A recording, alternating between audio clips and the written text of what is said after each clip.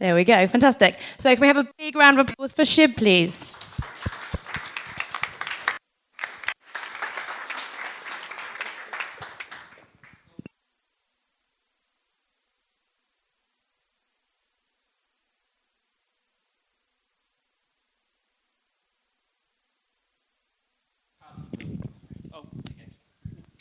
Shouting, maybe this is better. So Tab's the world's first dating Chrome extension. So I'll leave it at that for now, but I'll show you how it works essentially. I thought it'd be good to go from the whole process as opposed to me just showing the process, kind of from install to usage. So yeah, you land on our page, or you can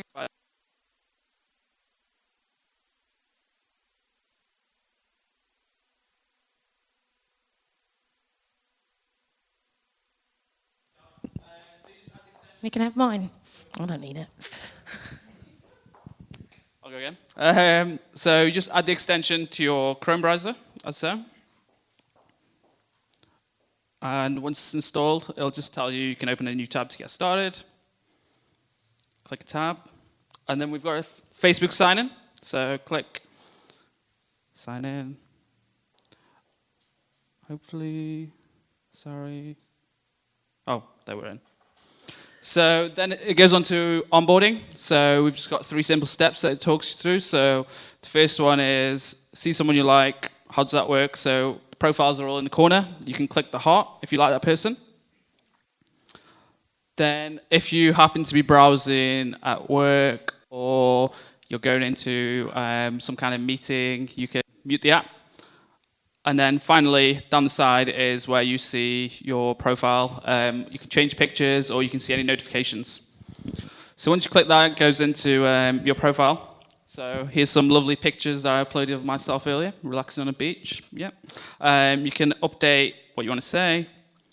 And then there's obviously your preferences as well, so who you're looking for. Some kind of easy, anyone. And then how Tab works is every time you open a tab, you'll see a new profile at the bottom. And if you click on that person, you can go through their photos. And if you like the look of them, you just click the heart. You'll get a little message saying you like that person. And then you just carry on browsing as you were. And if you're not interested, so say if I open this tab and I hope Anna isn't in the room. Well, if I didn't like the look of Anna, I can just carry on browsing, just go to The Guardian or go to Pocket or wherever I was going. And then, again, the next time, I'll see someone else. And it's based on mutual liking. So if they like you back, you'll get a notification. And here's all the people that I've matched with that I can then message away. I'll actually send a real message, as opposed to some gibberish. Yeah. And that's Tab, essentially. And how, just I guess I'll go quickly into matching. So at the moment, matching is predominantly based on how active you are. So if you were active within the last half an hour, we'll show you the people that were active in the last half an hour, increasing as you go. We're currently in the process of building a history matching algorithm with obvious exclusions, as you can imagine. So we'll match you based on things that you've browsed online on an interest level. So, for example, if you're into F1, music, and high-end designer clothing, we'll show you other people who have a similar interest space as that. So yeah, that's Tab. I think I've used less than my 7 minutes, but I'll ask some questions. So I guess there's kind of 3 things that we're looking for feedback on. One of the things that we've debated quite a lot as a team is how does the experience feel? Is it easy to use? How does it feel kind of clicking on a picture and swiping through? Is that something people would do? So I guess first one is we just want feedback on the experience from a qualitative point of view. Then second one is around the algorithm that we're building, which is history-based matching. It's obviously unique IP, but some people are turned off by it because it can seem quite creepy. Our current point of view is it depends on how you frame it, but I guess I'm the founder, so I would say that. So looking for some feedback on that as well. And that's my 2 questions. And obviously open to any other questions anyone else might have. That's Tab. Amazing. You had another 2.5 minutes to go. But anyway, who has any questions for Shib, please? Can we give him a big round of applause first? Well done. So the very simple rules for the microphone is for the questions, you just raise your hand in the air and I come to you because we have to record that for the interest of the demo. Thank you. Simple question. Why did you go for desktop rather than mobile? Good question. That's one we get quite a lot, I guess. So our big thing was when we started this, we were talking quite a lot around how to make dating a bit more serendipitous. So how do you take the work out of dating? So obviously people will laugh and say, well, Tinder exists, right? It's not that much hard work. But you still have to find time to use Tinder. You have to open the app. A lot of when we talk to people qualitatively, when you use Tinder, wait for the bus, extreme cases, I'm on the toilet, just swiping through. So we just thought there must be a better way to do serendipity, and that's how we landed on the extension. So as you browse through the day, on average, I think people open like 27 tabs we're seeing. So it's 27 people as you just go about your day-to-day. Okay. Any other questions? Yep. So on your point too, you talked about intellectual protection. Do you continuously collect browser information throughout all browsing time, or just the tab they open up initially? Sorry, say that again? So when you collect information in terms of the browsing history, do you collect all the information when Chrome is open, or is it just that first tab they open up and then the link after that? No, so we collect. So what you couldn't see is when we asked to install the extension, we asked to read your browsing history, so we can see everything. Obviously, it's encrypted through Google, but we can use that. This might sound pretty far out there, but what's the reason for being? Why are you doing this? What's the point? Well, just life, or just what problem are you trying to solve? Why is this something that you're putting all your time into? I guess it started off as one of those where it's your own itch, right? So I was in the crowd as well. We were kind of single at the time as well, so we were just using a lot of dating sites and just thinking of ways that you could just reduce the stress of finding someone. So we just kind of stumbled on this. That was a good idea. Made it. Found some people that were interested in it. And thought, okay, let's just go for it. See what happens. It wasn't. I guess it wasn't one of those when we used to wake up every day thinking, oh, I really wish I could make dating better. It was just kind of one that we stumbled on and thought, let's go for it. That's cool. Yeah. So I'm just curious if there's a gender imbalance in people that install Chrome extensions. I don't know if that's the case, but it would be the number one kind of concern that if you're getting all one or the other, I'm not going to. So that's just the problem with dating, right? So guys will pretty much install anything. I'm pretty sure the guys have probably got more dating apps than girls in here. And we find that with usage as well. So girls like less guys than guys do. Guys are kind of a bit trigger happy. But our mix at the moment is like 65-45 for guys.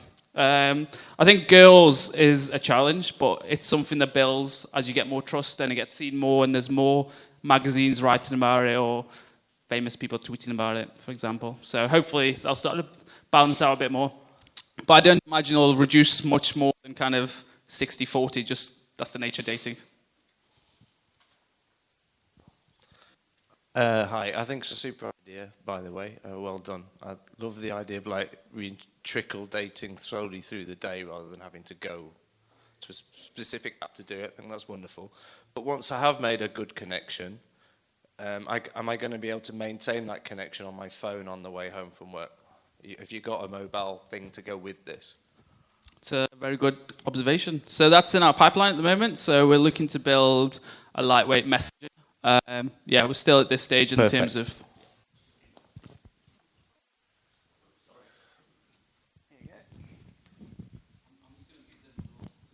I've got the. I'm kind of like the last guy. I think the idea is good. I think from a business perspective, I can see lots of people using it. My question is more about the design of the homepage. So when I'm opening a tab, often I'll be going in to try and search, etc. Now at the moment, it just feels a little bit bare. And if you had some way to actually show me my match in a bit more of a visual way, maybe integrating with a Google search bar, for example, directly in there, so it could feel a little bit more. I don't know. It's just a just an observation from. Yeah, I think that's something interesting.